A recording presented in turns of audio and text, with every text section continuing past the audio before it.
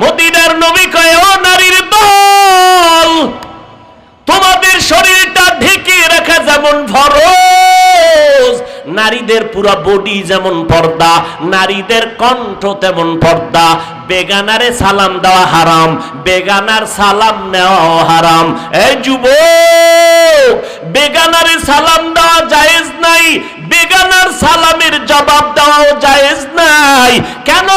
ইসলাম ফিতনা চায় না, কারণ সালামকে পুঁজি কইরা যেন মোহাব্বত বাড়তে গিয়া এরপরে হবে দর্শন, দর্শনের সিঁড়ি পাড়ি দিয়েই হবে ধর্ষণ। অতএব সালাম বন্ধ, বেগানা সালাম দিলে নেওয়া যাবে না।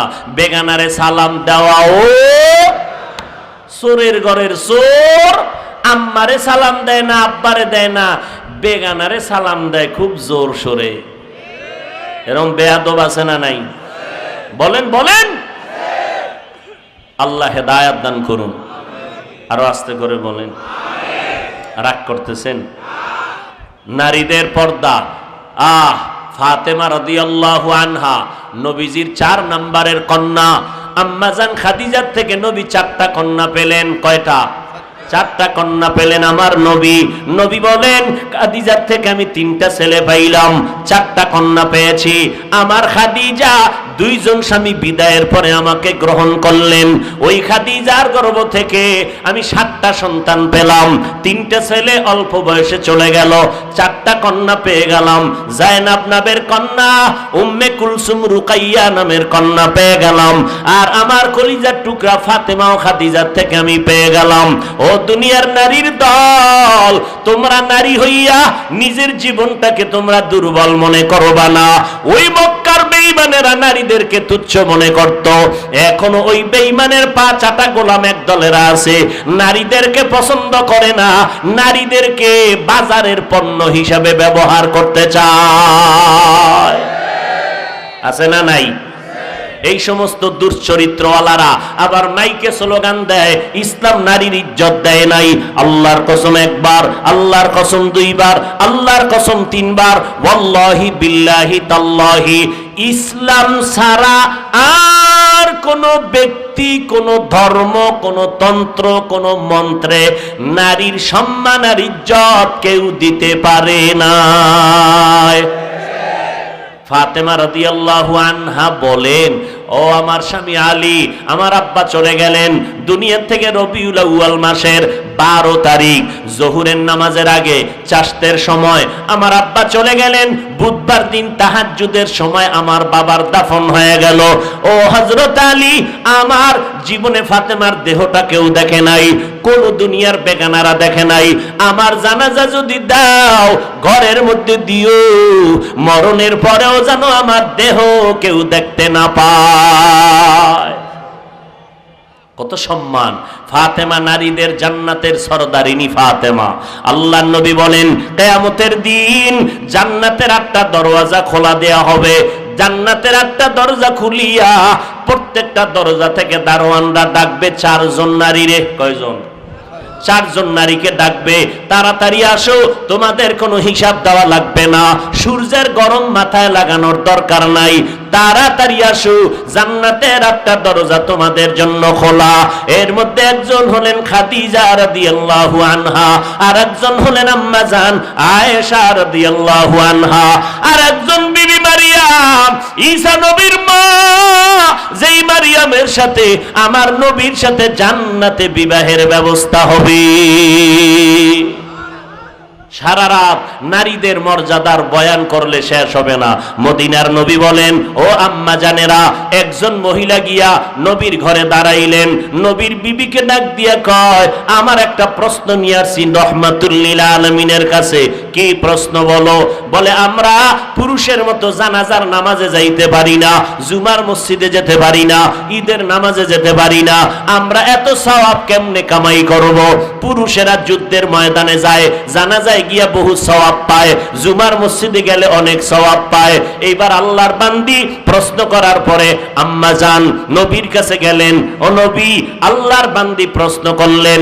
নবী বলেন, ও বিবি, জানায় দাও, সারা দুনিয়ার নারীদের জানায় দাও, ও জগতের নারীরা, ঘরের মধ্যে থাকো, নির্জন জায়গায় নিরাপদে থাকো, স্বামীর মাল হেফাজত করো, সন্তানগুলো আদর্শওয়ালা বানাও, আর নির্জন জায়গায় নামাজ বেলা ঠিক মতো আদায় করো। যদি তুমি এই হুকুম মতো চলতে পারো, পুরুষেরা জানাজায় গিয়া যত সওয়াব পাবে, জুমায় গিয়া যত সওয়াব পাবে, আমার আল্লাহ খুশি হইয়া তোমাকে ঘরের মধ্যে সেই সওয়াব দিয়া দিবে। এরপর একদল মুসলমান নামদারিরা পাগল হইছে, নারীরে বাইরে নামাও, ঘরে নামাজ পড়ার দরকার নাই, ঘরটারে পুরো কবরস্থান বানায় দাও। আর নবী কি কয়? ঘরের কবর বানায়ও না। এই মানুষ, ঘরের কবর বানায়ও না, তার মানে কবরের মধ্যে যেমন কোন আমল চলে না, আমল নাই, তোমার ঘরটা যেন কবরের মতো বেআমলের আখড়া না হয়। এই জন্য মা বোনরা নামাজ আদায় করো, পুরুষেরাও যদি পারো সুন্নাত নামাজটা ঘরে পড়ো, এরপরে মসজিদে দৌড়াও। আম্মা জানেরা ঘরে নামাজ পড়বে, পুরুষেরা বাইরে গিয়া যেই সওয়াব পাবে, আম্মা জান ঘরে বয়া সেই সওয়াব পেয়ে যাবে। সুযোগ পাইলে এই সূরাটার তাফসীর পড়বেন। গীবত করা হারাম, 4 কারণে গীবত করা ওয়াজিব, না করলে গুনাহ হবে। উম্মতের যারা ইসলামের ব্যানার লাগাইয়া ধোঁকা দিয়া মানুষের ঈমান আকীদা নষ্ট করে, আহলে হক আলেমদের দায়িত্ব ওই সমস্ত টুপিওয়ালাদের মুখোশ উন্মোচন কইরা দিয়া উম্মতের সতর্ক করতে হবে, এটা গীবত হইলেও সওয়াব।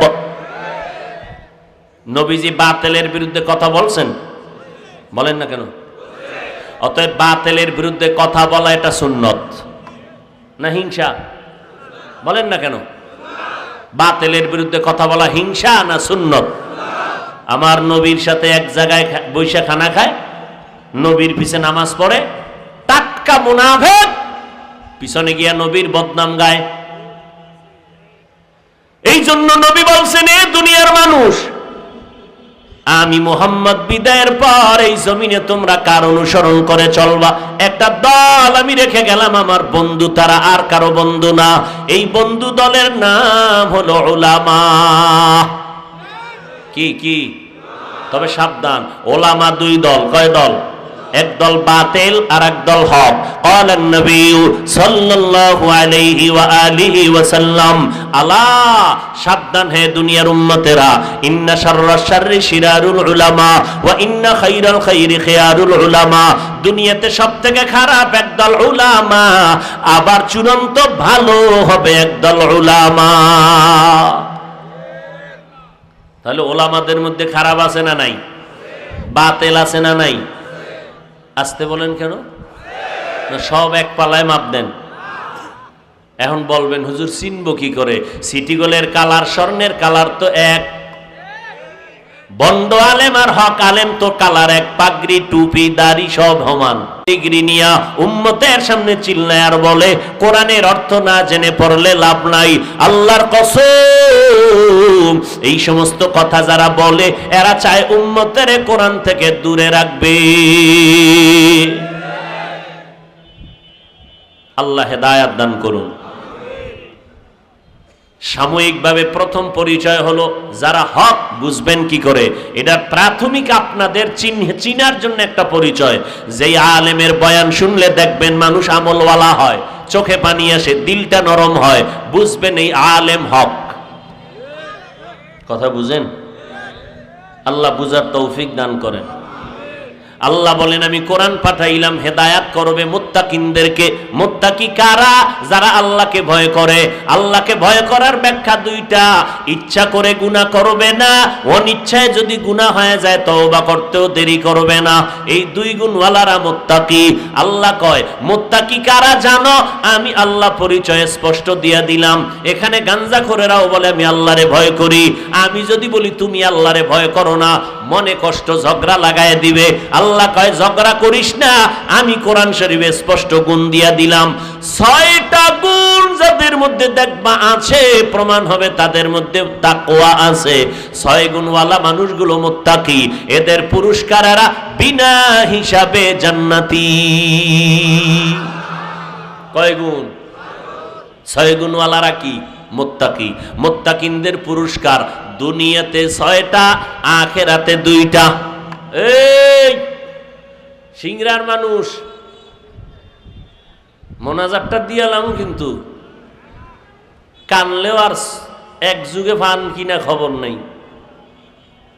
কারো জ্যৈষ্ঠ মাস, কারো সর্বনাশ। না, আপনি যদি বাড়ি যান, আপনার থেকে আমার বাড়ি আরো দূরে না? আপনি এত তাড়াতাড়ি কই যাবেন? কি কেউ মারা গেছে না বিড়ি টানার জাল উঠছে ভিতরে?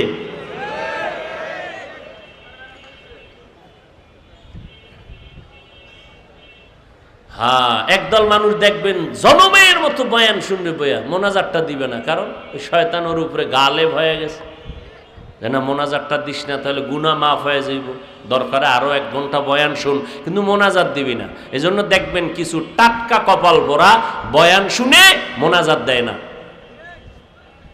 এখন মোনাজাত দিমু দিমু ভাব, এই শয়তান খোসায় উড়াই নিয়ে যাইতেছে। সামনে আগাবো না হাত উঠাবো? উঠলেই হাত উঠে যাবে।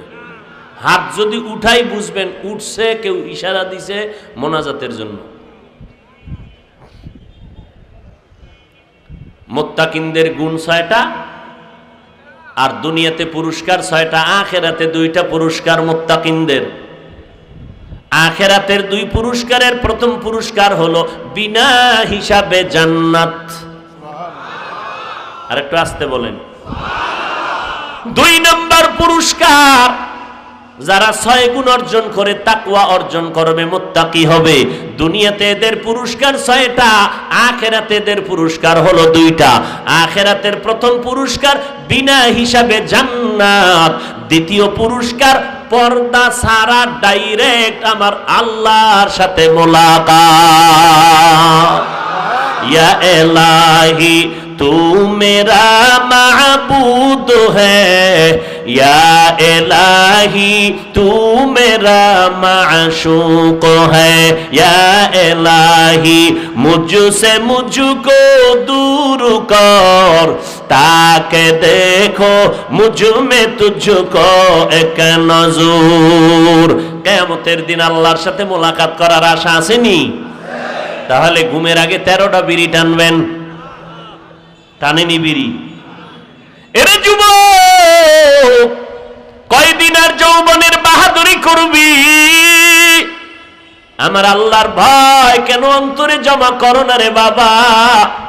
মনে মনে ভাবছো আমরা টুপিওয়ালারা বোকা, আমগো মাথা ঠিক নাই।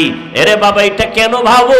তোর মতো তো আমরা বেনামাজি না, আমরা গাঞ্জা খাই না, আমরা মদ পান করি না, ইয়াবার ব্যবসা করি না, ট্যাবলেট খাই না।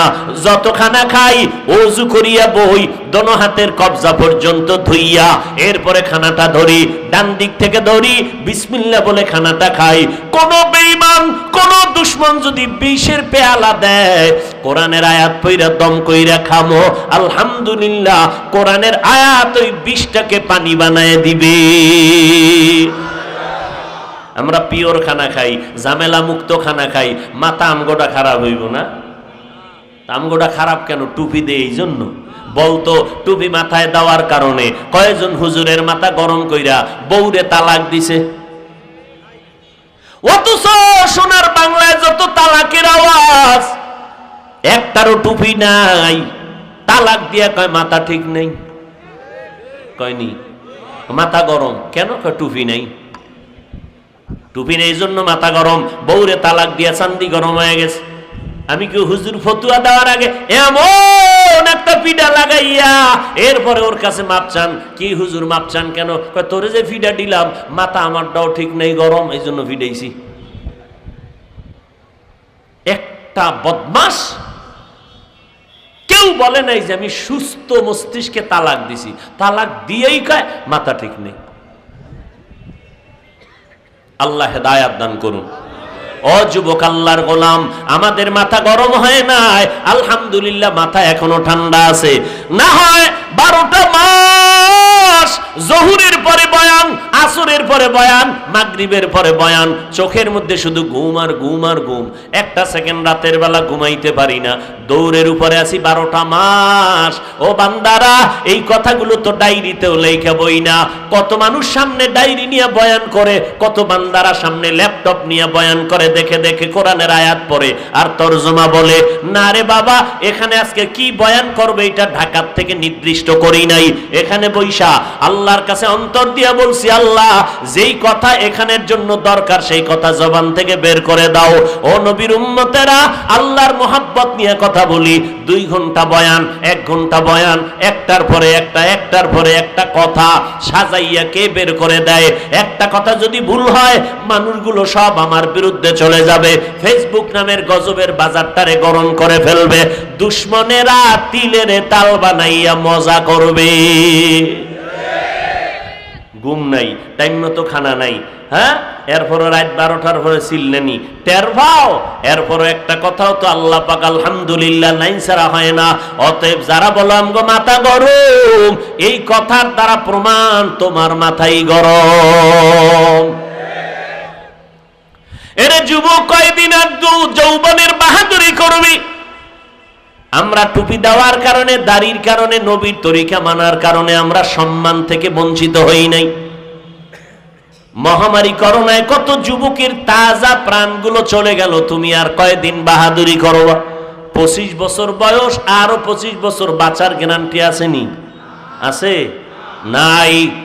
অতএব তওবা করে নাও।